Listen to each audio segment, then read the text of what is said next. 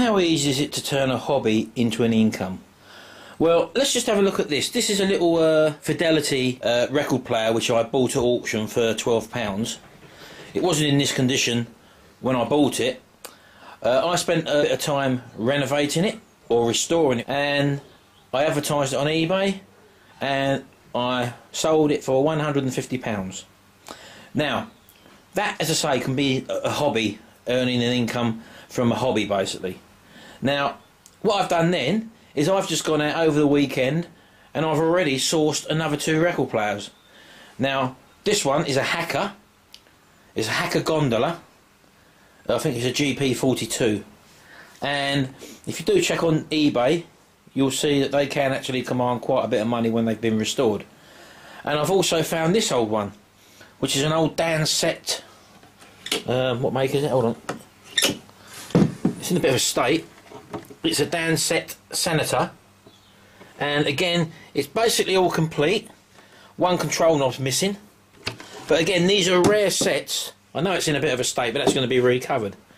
But what I'm saying to you is that if you put your mind to it, you can actually find things once you start looking. Have you ever driven around in your car, like, and you've got a new car for example, and then before you know it you're seeing the same car all over the place? And basically it's because you're looking for it.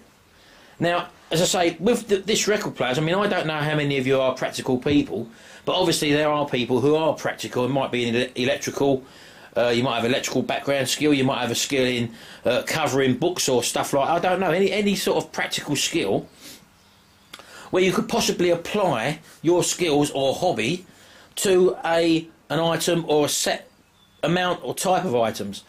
And as I said to you, from this one £12 find at an auction, with a little bit of restoration work on it, I've turned it into a £150 item, literally within 2 days. So then, within 2 days, I've also found another 2 here, and they're going to get the same treatment. I'm also going to look at another one tomorrow at another auction. So what I'm saying to you is that getting started always seems a big problem for some people, but once you make a start and physically get out there and do something practical, and actually using the internet as a media to sell your products, to get, I mean, the reason why I sold this is because I didn't put it up for listing in my local shop window. I advertised it on the world's biggest platform where everyone can see it, and that is eBay. So all I'm saying to you is that you use local papers, you use eBay as well, you're doing certain searches, local searches for example, and find these all around you. And that one I think I travelled 30 miles from, and that one I travelled 19 miles from. So basically, and what happened was that this one for example, the person advertised this, and I basically made a cheeky little offer saying that I'd pick it up for £5 more the next day if they accepted my offer, which they did. This chap, he advertised this one for, I think it was £40, no one took a bite of his cherry on that one. He then dropped it to 25. I sent him an email and said I'll give him £20 for it. Now I know restored that these can pull 150, even maybe £200.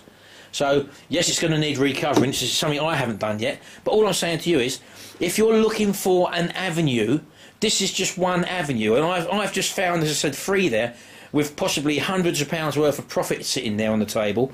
Once I've applied something, if I enjoy doing this sort of thing.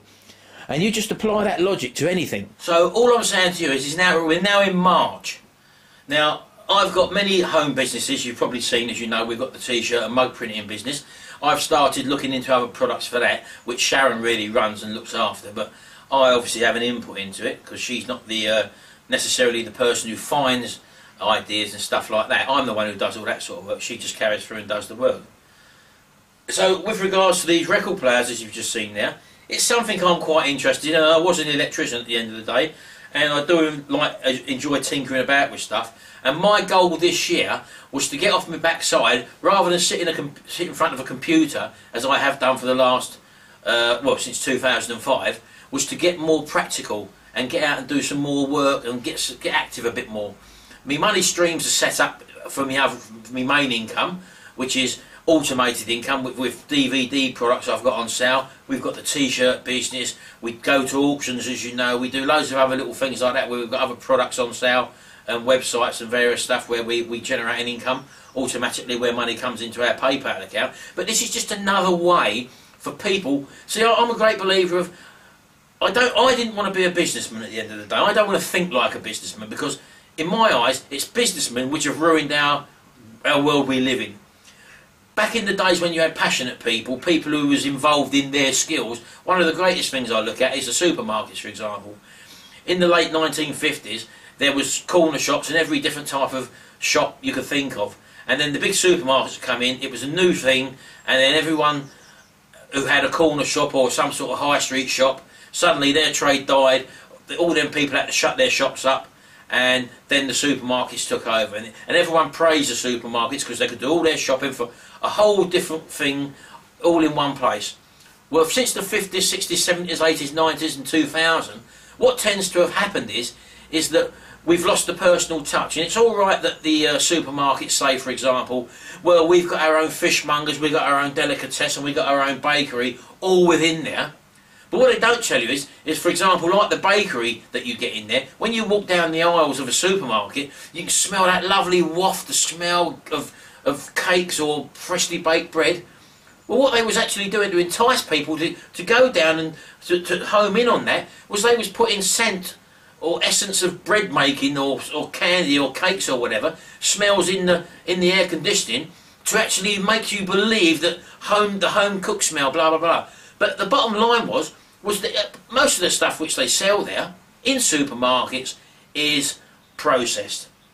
And this is one of the biggest things that has happened since the 1950s, for example, with regards to all these new conditions. You've got ADHD, whatever it is, and hyperactivity in children and stuff like that. All these conditions that have arisen over years and years of people eating processed foods. Now don't forget, the food you get in a supermarket has to have certain preservatives in it because it needs to maintain a shelf life, because it's not fresh, although it may be promoted as fresh. Most of the stuff you see on the shelves in supermarkets has some sort of preservatives in because it needs a shelf life. And over a period of years, you don't know what these preservatives have done to our systems at the end of the day.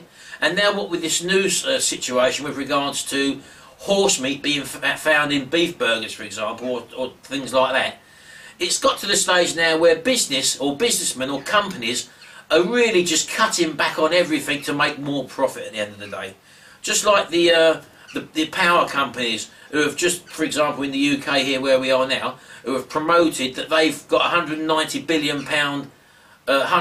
million profit, when everybody else is screaming because they're putting the bills up even higher again, and they're paying their top employees or the CEOs £1 million payoffs or £5 million payoffs, when Mr. Joe and Josephine Public can barely afford to pay the bills.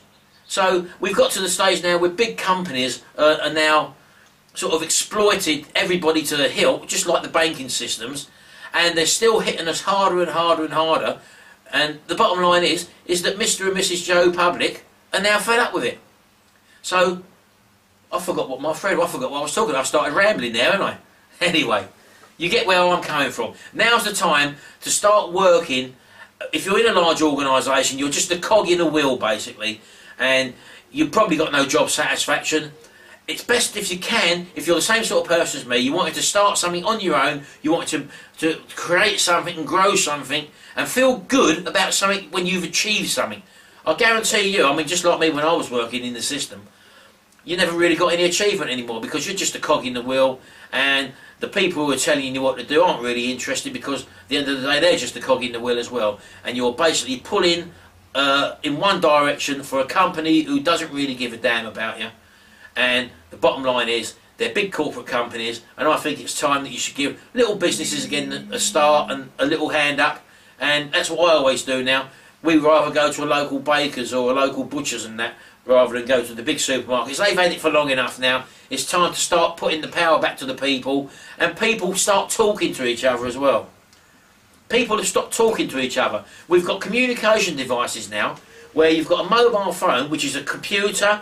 It's got a music, it's got a video camera on it, it's got a proper camera on it, it's got all these different apps on it, and yet people, they text each other. Or they go on Twitter and they send the message in 147 characters in Twitter. You've got the most advanced piece of software in your hand, and all you're doing is texting. Why do you think they wanted to make your text? Because you can't get your message across in a text or on a Twitter post. Everything, people assume and read between the lines. When you get a text from someone, and you think, oh, depending on what mood you're in, you might say, oh, that sounds a bit sarcastic, and then you might rant and rave and then send a little sarcastic text back. Well, if that person, or you would have just phoned that person, hello, yeah, alright, yeah, see you later, blah, blah, blah, and that would have been it. People don't talk anymore. People don't communicate anymore. They want to isolate us now. Now, God knows why I've gone ranting on about this, because this all started from record players at the end of the day. But you get my drift. And this is all part and parcel as to why I wanted to break out of the system, basically. Because business is just like football. When, back in the 1970s, for example, footballers, and before that, the footballers used to be passionate about the game. I'm not saying they're not passionate now, but they're passionate for different reasons. The people running the game were the managers, and the manager ran the club. You've got people running clubs now who have got nothing to do with football. They've just put people in because of money, because of the money they can generate, how many different uniforms they can change throughout the month. They've got an away kit, they've got a second away kit, they've got different products out, t-shirts, footballs, everything you can go, all marketing, all designed to get money out of Joe Public's pocket at the end of the day. The footballers are being paid millions and millions of pounds, all because of TV rights, and the TV rights are grabbing everybody's money because they want to get you sitting in your armchair, watching the money through them so they can earn revenue as well. And it's all about money now. Sport isn't about sport anymore. It's totally different. And that's the way the world's gone. I'd like to see people, power to the people again, bring people power back and get people working and creating things themselves without having to play the big organisations, without having to go to the big organisations. If you stop shopping in your supermarket and started shopping in corner shops or whatever, or your local shops, before you know it, these supermarkets will have to fold up. They're all earning record profits, but the record profits aren't going to the masses, they're going to the actual companies. And these are business-minded machine people. They only think business. They're not interested in ploughing back money into you. But what they don't tell you is all their food, or most of their food, has got preservatives in. And that is where most of our problems with health has come throughout the years. You only notice years and years after. So think about that. Think on next time you want to buy a loaf of bread, or you want to get a bit of meat or whatever. You can trust your local butchers. You can trust your local delicatessen, your bakery or whatever, cake shop, anything like that, because they're going to be making the product to order, and it's going to be fresh. No preservatives. You never had preservatives back in the 1950s, not like what we've got now, all the different E numbers, and in these fizzy pop drinks and stuff like that. Unbelievable amount of chemicals. Anyway, sorry that turned into a rant, by the way, but yeah, I mean, just check it out. This is just another little venture. If you want to check the restoration, which I've done on that little blue one, for example, go to Retro Restore. That's my Retro Restore channel on YouTube, and you can see the restoration on that little blue one there. Anyway, speak to you again soon. Sorry about the rant, by the way. Bye-bye.